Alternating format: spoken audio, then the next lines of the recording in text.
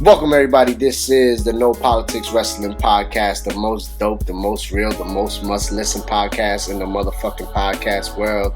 I am one half of the team, FakinNoMoves, here as always with my co-host, WorkinGenius, and we are coming off great balls of motherfucking fire, and I just cracked open a cold one, and I'm ready to get this shit popping. What's up, WorkinGenius? I wish I had a cold one. I'm in this hot ass room. I mean, I had to turn the AC off because, you know, it's serious business when you're doing podcasts. Gotta, you know, get all that extra noise out. So that just shows my commitment. I'm ready. I was committed to coming in and doing an episode coming off of Great Balls of Fire because it gave us a lot to talk about, I feel like. So I'm ready. So let's kick it off with the kickoff show. Neville versus Tozawa. I mean, it wasn't really that big of a match. It had no importance really on the card, but we both predicted Neville would come in and get the job done. You said you saw Titus O'Neil getting involved. I think I said I could see it ending in something weird, like a count out, a DQ, something. Yeah. But like I said, all in all, Neville's gonna walk out with the title. And I said I could see Neville fucking him up and just getting keeping the title, I mean. But that's basically what happened. He tapped him out, right? And it was over. No shenanigans. No fuck shit. No, regular. Nothing to really talk. I wasn't even gonna talk about the kickoff. That was your call. That was my call, yeah. we stopped doing that, like breaking it down match for match, so I'm not even gonna fall back into that habit. What do you want to talk about? I just want to talk about overall the pay-per-view. Yeah. I felt like it gave us a lot of good moments. Like maybe some finishes were like, like let's say for example, the Bliss-Sasha match, it finished in a count-out where Bliss just kind of was like, fuck this, in a way. And so she wins via count-out. But then the post-match, there was a lot of post-match craziness. Which just, I mean, to me, maybe they're thinking SummerSlam's right there, so maybe we keep some of these feuds going, and just some of the extra antics after the match made like the lame kind of finishes. Yeah. Just it put them like it made them look that much better. It didn't take away from it because the post match shit kind of made it great. Yeah. Well. So. I'm not even gonna front like I saw the women's match because I actually missed it. But I know the outcomes. I know the outcomes. That's all right because I kind of missed that Neville match because my Denver Nuggets Summer League was on, and when you choosing Summer League over the cruiserweights, you know it's a problem. I'm choosing the NBA Summer League over the cruise. That's how far that division has fallen. Just no interest. Breaking news: it came out like right after we recorded our last podcast, but Austin Aries was released.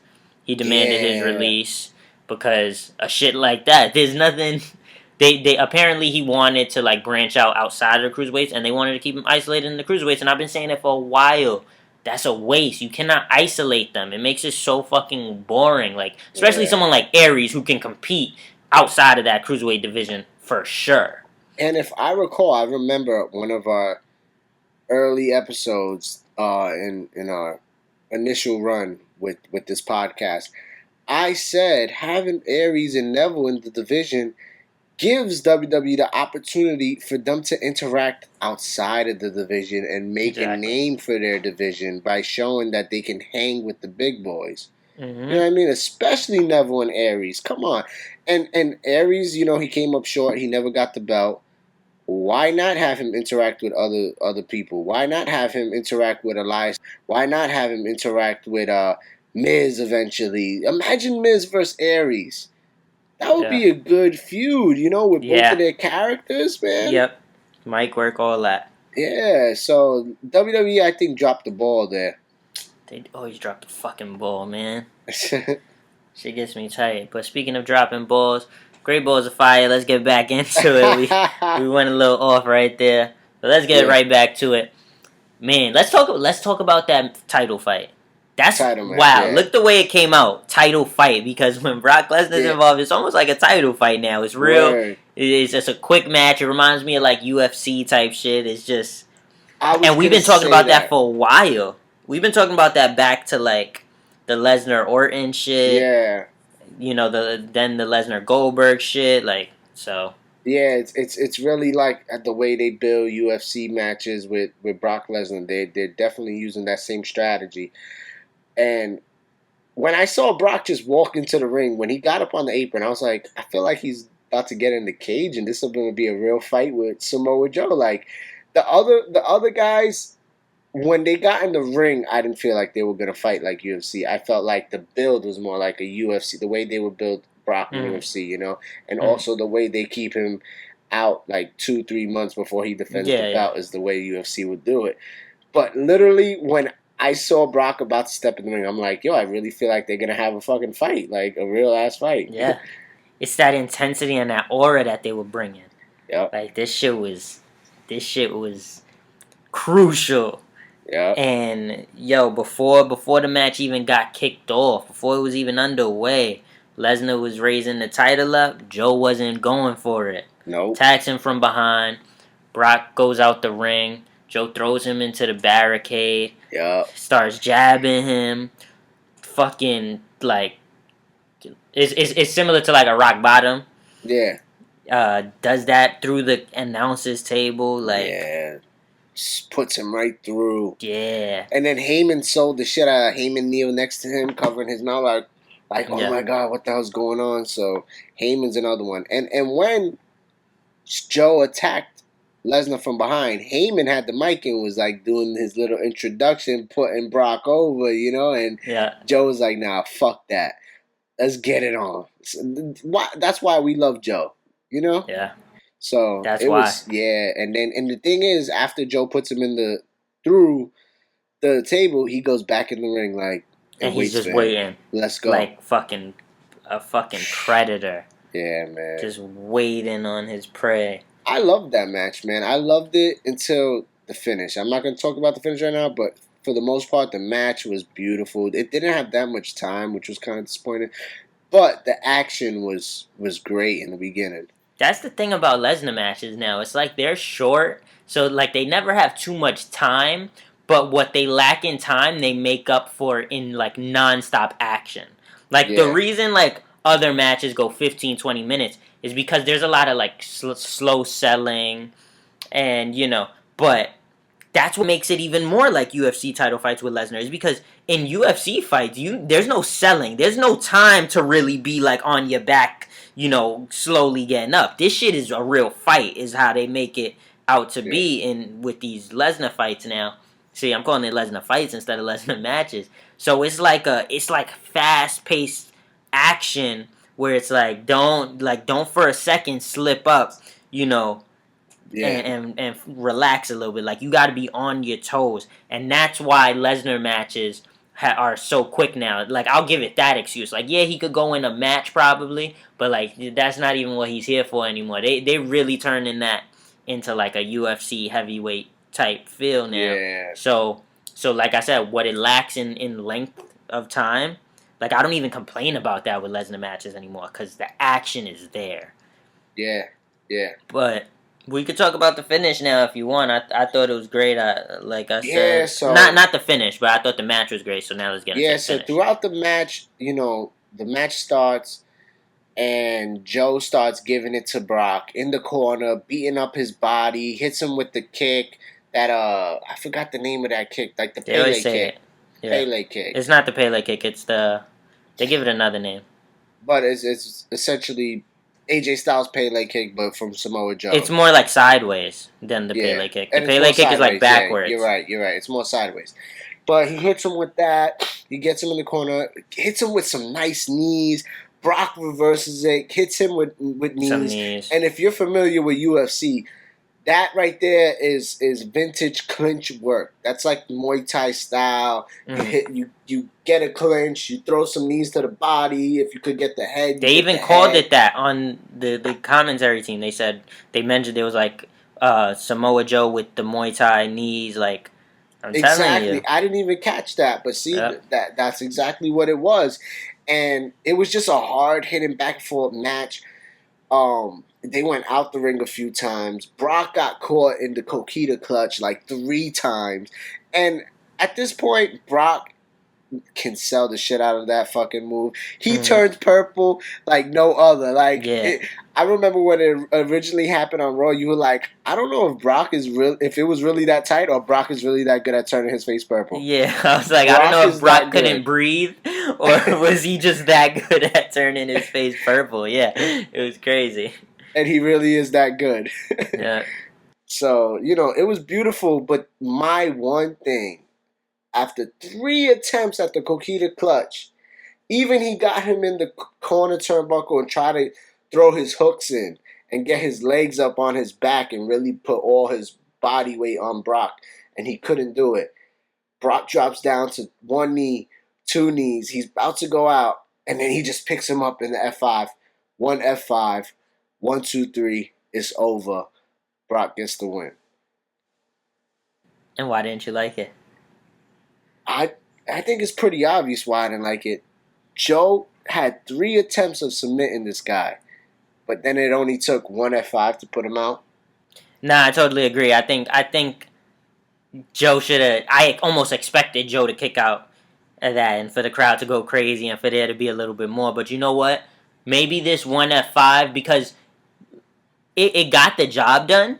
But if you notice, and even in the pic I posted, Joe wasn't out. Yeah. Joe was like up after. Yeah. But like he almost got caught there. It got the job. That's what I'm saying. It's got the job done. But it didn't put Joe out. So if anything, maybe this means there's a little more left. Maybe this means there's more to this. And that's what I'm hoping for, because to me this has been brilliant. Yeah, it wasn't my favorite that it was a 1 F5 and done. But to look on the bright side, which is actually we kind of reversing roles here, is kind of what you do. Whereas I usually shit on it. I kind of just feel like it just means like this ain't over yet. And the way Joe was looking like at Brock, as Brock was, I was like, yo, Joe ain't finished. This shit ain't finished till Joe finished. Yeah, exactly. And Joe not finished. Exactly. I'm going to tell you that right now. Too. I did feel the same way looking at Joe after the match, the way he was just in the ring, like looking at him. And yeah. It was... I hope it's not done, because, we all know, we all heard the rumors. Braun Strowman, Brock Lesnar at SummerSlam. But like I said in our last episode, the first episode of Season 1, I said, I hope the build has shown Vince McMahon and the powers that be at WWE that there's money in this feud. People are invested in this feud. Absolutely. So, I hope it does continue, man. I mean, and speaking of Strowman, let's move along right into that. Strowman beats Reigns tonight in the ambulance match. And I forgot about it, but we talked about it, I know personally, privately, not on the podcast, that kind of like how dumb it was that Reigns just kind of announced himself as number 1 contender. Yeah. So basically he was gonna face the winner of Joe Lesnar at SummerSlam. Reigns just lost though. So he shouldn't So he shouldn't be number 1 contender. Yeah. So technically, if Reigns was granted number 1 contendership, which he shouldn't have been because nobody granted that to him, that was stupid in itself, and I didn't even get to rip that on the airwaves, so I'm doing that now. No, Vince granted it. Oh shit, my fault, you're right. Nah. You're right. That's my fault. Vince a little higher up than me. So you're right. Vince doesn't have to go on TV to grant that. That's true, you're right. So he has a goddamn Roman, and that's it. Yeah, exactly. So, now that Strowman has beaten Roman in this ambulance match, which we both picked Strowman. to win. And one thing we did mention is the fact that it was kind of an ambulance match is kind of gimmicky. So like we could see Roman losing because he doesn't have to get pinned. You mentioned that specifically. Yeah. And that's what happened. And Roman didn't even lose like convincingly. He lost because he went for the spear. Strowman dodged him, and Roman literally looked like he slid into home plate, like into that ambulance, into the back of that ambulance, and he lost. But then it wasn't even over from there because this is back to what I was saying about the post-match chaos, where Roman gets out because, of course, he wasn't really beaten up when he went sliding into the ambulance. So he gets up, gets out, starts fucking up Strowman, throws him into the back, then drives that ambulance into the parking lot, and then puts that shit in reverse, and the back of the ambulance smashes into the fucking wall. Or whatever. Yeah. And then Roman Reigns just stumbles out and kind of goes away. And then they had to like pry Braun out of there. The firefighters had to like pry him out of the thing. And I was just hoping the whole time as it was happening, I was watching it with my younger brother, and I was just like, I hope Braun just kicks it open. Like at some point, like, I thought he was just gonna kick it open. Like, I'm not. Scream. You can't finish me. Yeah. But it was crazy because they kind of get it open, and they're like handing him the gurney or whatever to like lay on. Yeah. And he just keeps like pushing it away, and you still can't see Strowman at this point. You just kind of see the gurney being thrown back out at them. And I was just dying when I saw that. And then Strowman kind of gets out, and he's like stumbling, like the man is like concussed. He's like bleeding. You know, at some point he stumbles into like the side of a truck, and blood is on the thing because he stumbles and like hits his head on the truck, and just oh man, it was crazy. And then he was like, "Leave me alone." Yeah, and it was crazy. It was just chaos, and I fucking love this because I just said it on the last episode. I said, this is one of them feuds, man, that when we look back, like, this is crazy. And I said this, and I still go with it, is that this feud ain't done until one of these men die. Like, is that serious? It is that crucial. It is that crazy. I cannot even believe. Is not done until one of them retire when they're like 50 years old. Yeah.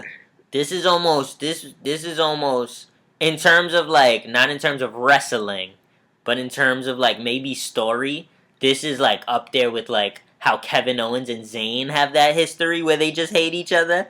This is gonna go on forever. Right. This is gonna go on, and I'm not tired of it because they dead ass keep raising the bar a little bit. I know, right? Like, Braun and Roman keep impressing, and the one thing I did say as well was like, I'm interested to see what shenanigans will happen. And, exactly. You know, I didn't know it would be the end of the match, something crazy like this, but it's dope and it was worth it, and I fuck with it. And I said it too, like all along. I'm a big supporter of their feud, and I love their feud. Yeah, and it's not even so much like the matches; it's just everything else.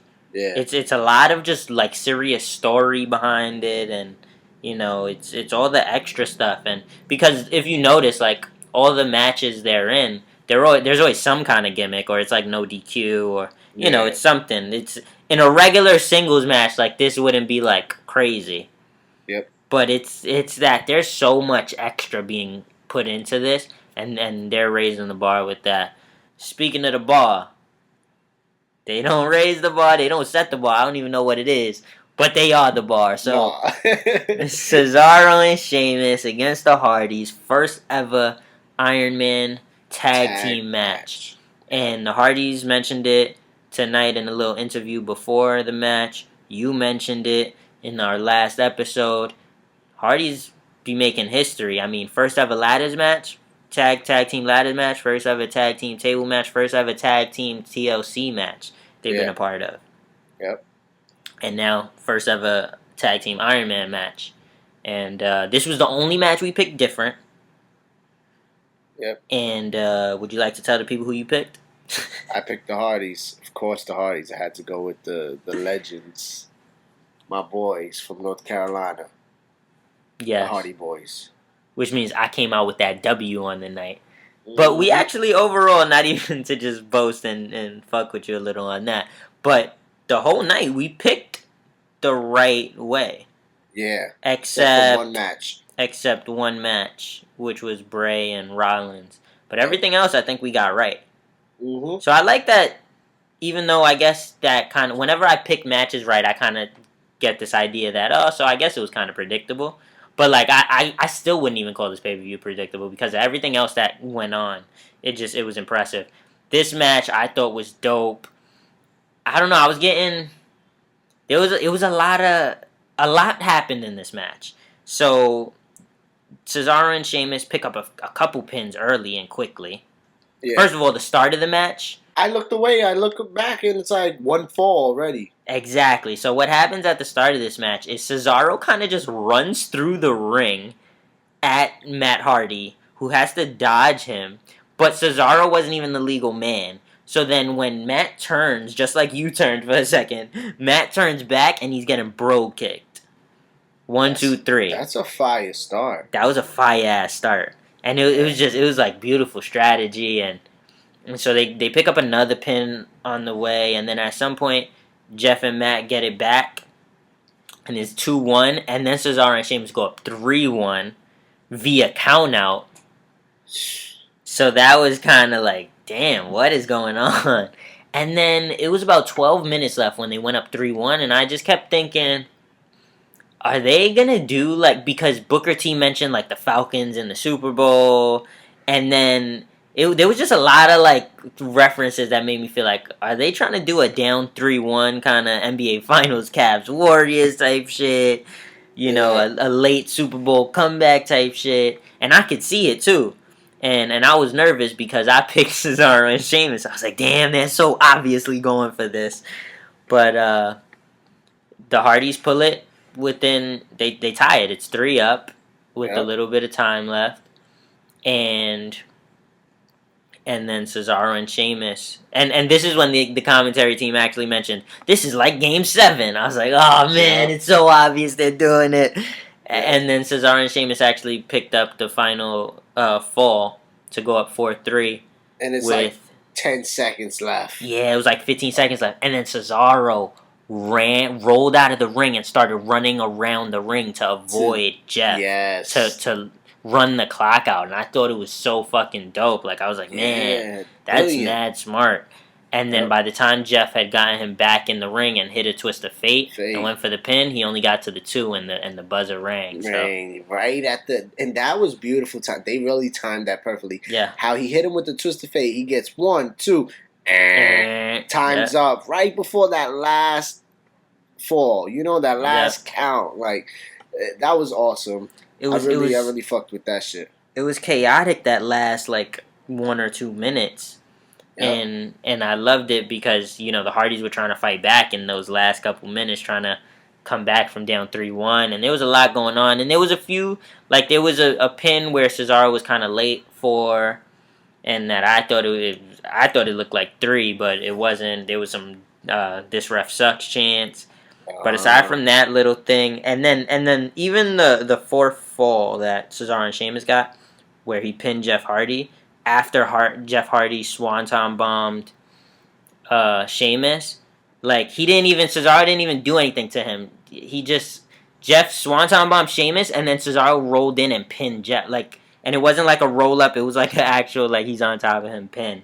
Wow. And it was kind of like, I didn't like that he didn't do anything to him. See, that last fall, that was another one of those moments where I didn't catch the fall. Like, I look and it's 4-3. I'm like, what the fuck? And I'm like, oh shit. It was kind of sloppy. Aside from those 2 little things, though, like, the rest of it I thought was pretty fucking solid. I thought kudos to both these teams. 30-minute Iron Man Classic tag team match, first ever. I thought it was dope. Honestly, before we move on to whatever's next, this type of shit is what legends are made of. And I think this feud in general officially puts Cesaro and Sheamus as, like, a tag team that's gonna go down in history. Like, remember when these two Titans became a powerhouse team? Because I know they're gonna be single stars At again some point. Yeah, down we the were talking line. about that. But people are gonna look back and be like, Cesaro and Sheamus were tag champs. They were a team, and they feuded with the Hardy Boys and had the first ever Iron Man match. This is what legends are made of. Their legendary status is not going to be on what the level of the Hardys are. You know what I'm saying, as a tag team.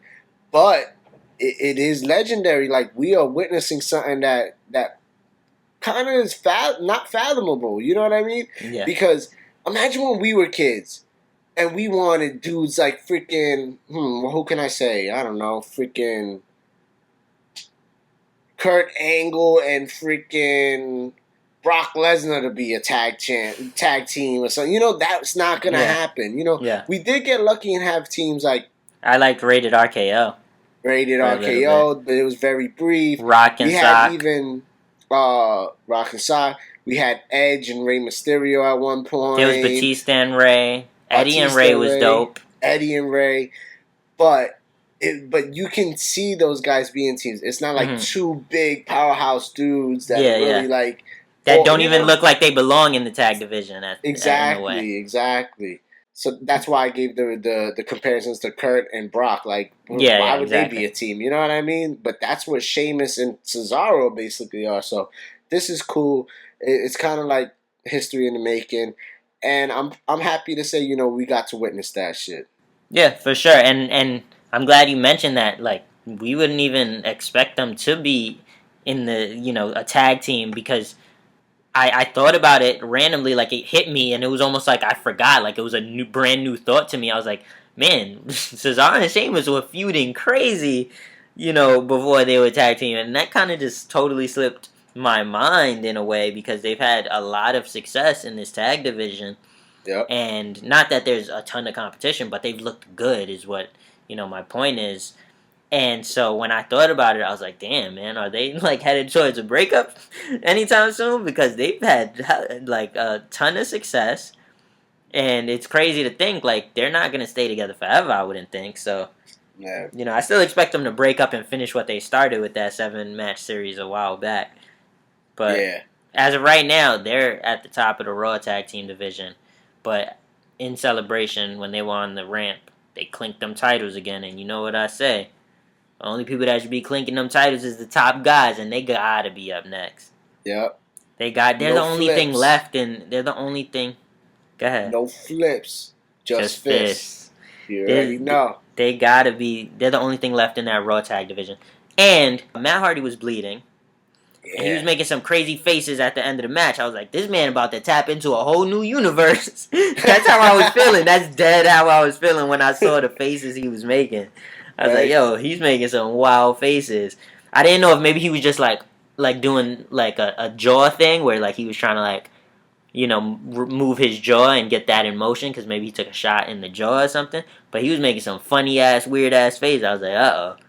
Yeah. And then, which I didn't know, that shout out to our No Politics Wrestling family on Instagram. If you follow us on Instagram at No Politics Wrestling, a couple people in the comments said that as of tomorrow they'll own the rights to the Broken Universe, and that the rumor is that possibly it gets started tomorrow. And I didn't know that when I had the thought that Matt Hardy was making them crazy faces, you know. But hopefully that's what that means. I don't have the names on me right now. I can check. Whoever he is or she is, I think it was multiple people. So who said it? All right. _Dre the .god _ Dre the .god _ Yeah. Shout out to you, my man. Yeah, he said it. I don't know. I need to know your sources. And then Jokes on You 88 also said it. Oh, okay. So more than one person. Yeah, exactly. So it must be out there. Exactly. So I was and I admitted, I was like, I wasn't up in that news this week. So yeah. But shout out to them for letting us know that. Hopefully it's true, because I didn't check their sources, so I'm hoping their sources is good. Word. But I thought it was a dope match. So to move it along, We got like what, three more matches? I would say so. Enzo and Cass. I would say so. That You was want to a talk about big Enzo one. and Cass? That was a big match, but it was a quick match, so there's not really much to talk about. Yeah, I didn't expect like a match. It was like match. exactly. It was just, this is more of just a statement. Like, yeah. No. The statement has been made in the feud leading up to this and in the last couple of weeks. That was the statement. This was more just a punctuation mark at the end of it. Okay. How's that? I still feel like this is only the beginning. Really? I don't feel like this is over. Enzo's not just going to go out like that. He's no punk. Oh, of course not, but... Bada boom, realest guy in the room. How you doing? You know? Cass actually had a new song. Yeah. It was alright. I didn't like the start of it, but the more it played... Yeah, I didn't really get a good listen either, so at the start of it, I was like, this is alright. And then something... like a beat kind of dropped or something, and I was like, all right, this ain't bad, and I feel like it fit. I don't know, but I gotta get a better listen. But I made a joke right before it saying like they about to come out to the same music back to back. Right. I texted you that joke, and then thankfully Cass had a different song. Yeah. So, but yeah, quick match. Enzo, I feel so sorry for Enzo. His ass beat. Let's shed 2 thug tears for Enzo. Word. And so we could just for the thug tear. We can move it along from that. What do we have left? We could jump into Bray Wyatt, Seth Rollins. Bray Wyatt, Seth Rollins, and Miz and Ambrose, which I ain't gonna lie, I missed the Miz and Ambrose match as well. So I don't even think we talked about the women's match. We mentioned it. No, we talked about it. You talked about it. I don't think I went into detail about. So let me finish that thought then. The Bliss, I mentioned how Bliss won via countout, so like some of the finishes were, kind of shaky, but it was the post-match stuff that really made it, and this post-match stuff was, as Bliss was walking up the ramp to leave, Sasha goes after her, they start fighting by the commentary table at the top of the stage, and Bliss gets thrown off of the table, and lands like on the floor, and then Sasha double knees her from off the table onto the floor. It was a hell of a spot, I thought, and I just want to give a shout out. Bliss was also bleeding, so there was a lot of blood. Matt Hardy was bleeding. Matt Hardy was probably bleeding the most. Strowman had blood, like we mentioned, and Bliss was bleeding a little from, it looked like her lip. So, a lot of blood. It was a little loose on the... I mean, I think this was more extreme than Extreme Rules. Like, they must have knew, like, damn, we didn't go that hard for Extreme Rules. So they wanted to make up for it a little bit. But shout out to the women for that dope spot. So, back into it, though. What are we talking about? The IC title or Bray and Seth Rollins? You could talk about the IC title real quick. Just give a quick, Not recap. much to talk about, because I kind of missed this one as well. I wasn't really invested. I was replying to comments about the prior match, so I wasn't even really into this one. And at the end of the match, I made note of this. They didn't even show any replays. So to me, it was like, there must have not been anything. And according to our commenters, again, shout out to the No Politics Wrestling family. They let me know that I ain't missed shit. So, like I expected, but Miz retains with the help of the Miz Taraj. So. And let's put it out there. We fuck with Miz. We big supporters I fucking of love what the Miz Miz is doing with that title, and we have been invested in his character. And I think everyone out there listening could agree we're ready for this feud to end and for Miz to do something different. It dragged on a little too long. Yeah. But Miz was actually on Raw Talk, and I didn't see too much of it because me and you were having a conversation. But I did turn the volume up for the Miz's segment on Raw Talk, and again, like. Everything that comes out his mouth is gold lately. And he was talking about how he's elevating Bo and Curtis Axel because he noticed their work ethic on the Marine 5 set. Shout out to Maroon 5, though.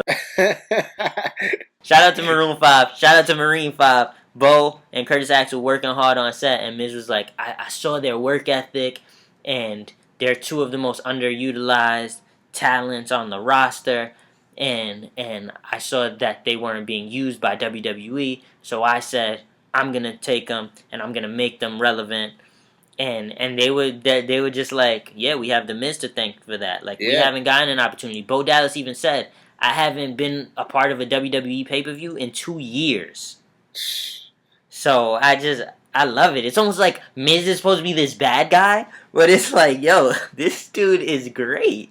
Like he's such a nice guy. Like that's almost the thing I'm getting now from him. Like I'm starting to like empathize with him instead of like hating him, and it's like, yeah, he's doing right by Bo Dallas and Curtis Axel.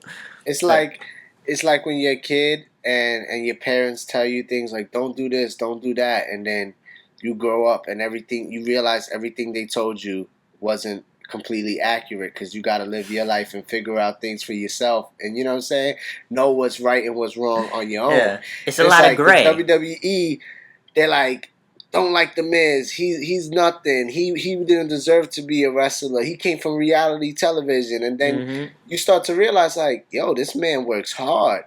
He kills it on the mic. He's hit that switch where he's just on a stride. He's elevating the people that he's working with. Like he's bringing them to another level, and he's doing it purposefully. You know what I mean? Like he does this for a reason. It's like you just can't. You just gotta have your own judgment based off, and you gotta respect it.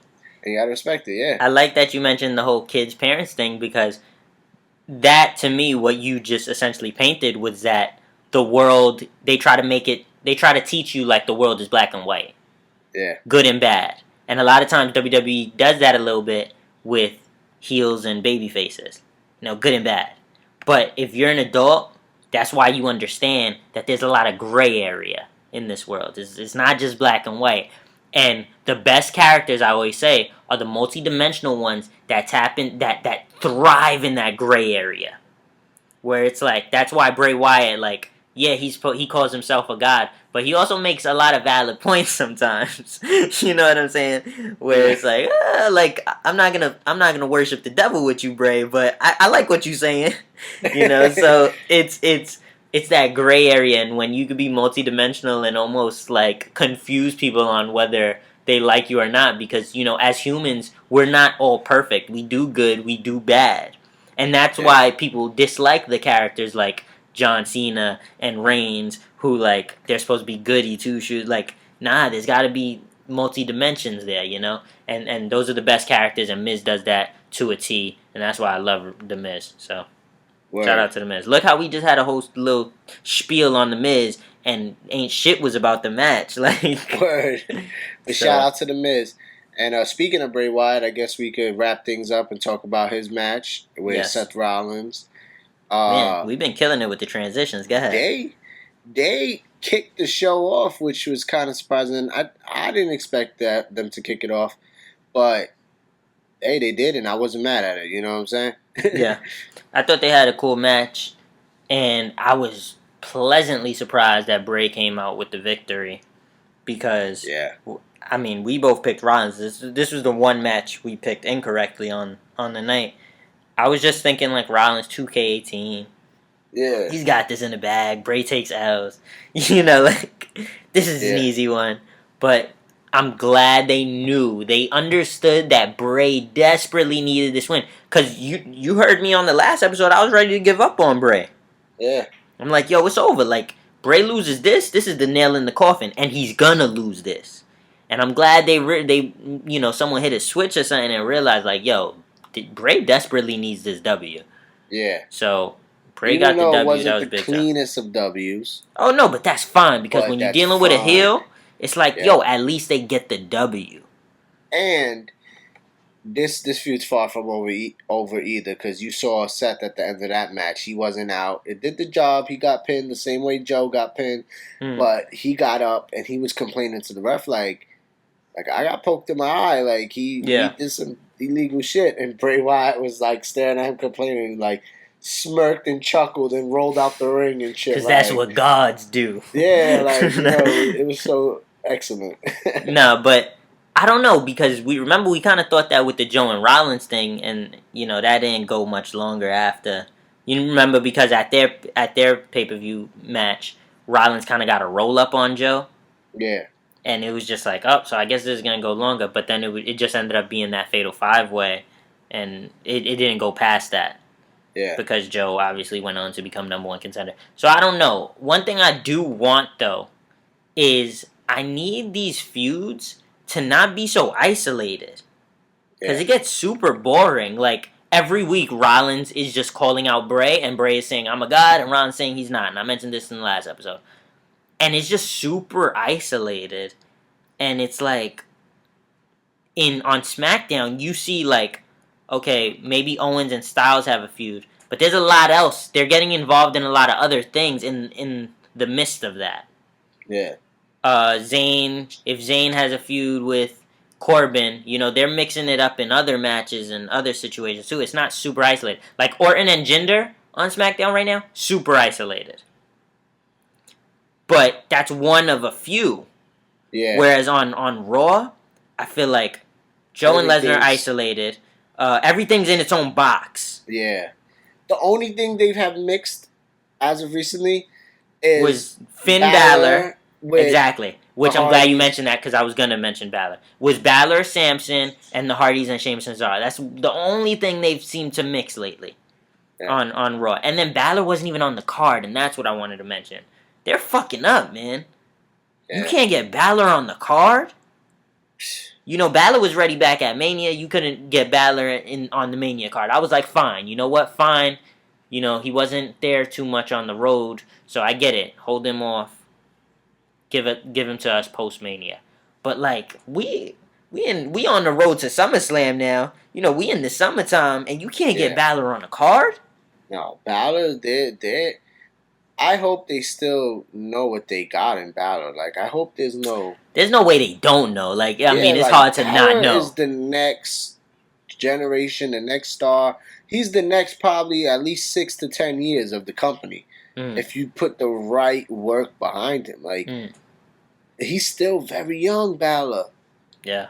Like, come on, you got a lot you could get out of this kid. I mean, I understand they hot shotted him, they put the belt on him right away, and that match he got injured. But like, honestly, was it his fault? He still finished the match. That move that Seth Rollins does has proven to be dangerous and hurt more than one person. Yeah. You know what I mean? So like, how much of it is really his fault? Yeah. And then he comes back, he's ready, he's healthy, and like you said, you can't get him on Mania. I understand the card was stacked. But then he comes back the next night on Raw, and you guys haven't done nothing with him besides put him in the Fatal 5 match and have him have a great promo with Paul Heyman, where Paul Heyman put him over more than you guys have done. He put him over more in one night than they have done in the past 4 or 5 months. Yeah. And then you have him have a 2-week feud with Bray, and it disappears. Yeah. So it's like I don't know. It's really weird. It's really discouraging. It's like, man, like, they got to do something about that because they fucking up. That's a problem. Yeah. And another thing I want to mention is, because we kind of mentioned it on last episode, the U.S. title on SmackDown, there's so many people going after that. You know what I mean? All of the guys are basically going after the U.S. title because Jinder and Orton are isolated, like we just mentioned, for that top title. On Raw, though, there's Lesnar and, I guess, Joe. Let's put Joe and isolate them for a second. But then Rollins, Bray, Balor, Strowman, Reigns, they're all isolated in their own things, and none of them are going after any gold. And the only person, and the next best title is The Miz's IC title. And none of them want the IC title, one of the most prestigious titles in the history of the company. It makes no sense. Yeah. And Miz is always talking about it, which is why I love The Miz, is that he said growing up, I remember he did a promo recently, he said growing up, I wanted the IC title because all my favorite wrestlers were Intercontinental Champions. Yep. And none of these dudes want the IC title? Come on, like, do something. Y'all kind of all over the place a little bit on Raw. Now that you say that, like, you got these guys feuding, fighting each other for what? What's at stake? Exactly. I don't like you. I'm fighting you because I don't like you. Like, and it slides. I'll let that slide for Reigns and Strowman, you know, because I feel like Roman that's been built really up for a while. wants a shot at gold, and Braun just keeps getting in his way. And Exactly. Like, that makes sense. Exactly. I'm glad you said that. That makes perfect sense. But when you got Rollins and Bray talking about, you're a god, no, you're not a god, like, it's stupid. And then Balor's not doing shit. And it's like, come on, you're fucking up. Yeah. Fix that. Fix your shit. So. Yep. But despite all of that, I thought it was a solid night. You know what I'm saying? Shout out to Raw for putting out a solid Great Balls of Fire. I'll say it because it earned a little bit of my respect. I'll finally say the name. Great Balls of Fire. I thought it delivered. Maybe not all the matches were spectacular, but there was something. There was a moment to take away from every single one of those matches. Probably except for the Cruiserweight, which was on the pre-show, which was just kind of whatever to me, and then the Miz Ambrose match. But The Miz gave us a moment in Raw Talk. So I'll take it, The Miz. Word. And before we end it, I got to just shout out the pay-per-view as well, Great Balls of Fire. Yeah, you love it. And I got to also shout out the Big D. Yo, oh my God. I was going to say that before you said it. I was thinking it. I was like, I wonder if this is where he's going. But yeah, they actually said Great Balls of Fire. Booker T, I think, said it. Great Balls of Fire in the Big D. Like, they were just holding on to that one. They could not wait to let that one go. They was ready to fire that one off tonight, I feel like. But, I mean, to close out, thank you, everybody, for listening. Today's date is what? July? It's the night of July 9th. We're going into the morning of July 10th because we're up late coming off Great Balls of Fire to give you this episode. I had a good time tonight. I hope you had a good time listening. Thank you for interacting with us. I love it. I love talking wrestling with y'all on our Instagram. So if you don't follow us on Instagram, @NoPoliticsWrestling, follow that. Keep interacting. Ask us questions. Keep talking to us about the product. We love it. Yep. Let them know. FakinNoMoves. Talk to them. Yeah, like my partner said, man, we're proud to, bring this show to you guys every week as much as we can. We want to interact with you guys all the time. And thank you to everybody that follows us and talks with us and listens and tells their friends about us and DMs us. You guys are all fucking awesome. We're actually in the process of getting our podcast approved for iTunes. So that's coming very, very soon. Probably by the next episode, we might be on iTunes for you guys. But in the meantime, you can follow us on all social media, YouTube, Instagram, SoundCloud, Twitter, whatever it is. Just search up No Politics Wrestling or search up my partner over here, WorkinGenius, WorkinGenius, or you can search me up, FakinNoMoves, FakinNoMoves. Perfectly said. Couldn't have said it better myself. Love, peace, all that. Boom.